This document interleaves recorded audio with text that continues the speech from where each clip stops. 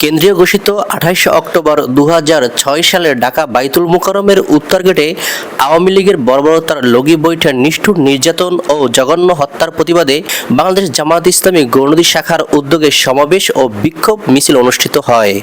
মঙ্গলবার ২৮ অক্টোবর ৪:৩০ গৌরনদী বাসস্ট্যান্ডে উপজেলা জামায়াতের আমির মাওলানা আল আমিন হোসেনের সভাপতিত্বে ও রুহুল আমিন সবুজ চোকদারের সঞ্চালনায় প্রধান অতিথি হিসেবে উপস্থিত ছিলেন বাংলাদেশ জামায়াত ইসলামীর বরিশাল ১ আসনের সংসদ সদস্য পদপ্রার্থী হাফেজ মাওলানা কামরুল ইসলাম খান। বিশেষ অতিথি হিসেবে উপস্থিত ছিলেন অধ্যাপক সাইফুল ইসলাম, জেলা কর্মপরিষদ সদস্য ও বরিশাল ১ আসন নির্বাচন আসন পরিচালক, উপজেলা সেক্রেটারি মোহাম্মদ বাইজির শরীফ, পৌর আমির মাওলানা মোহাম্মদ হাফিজুর রহমান।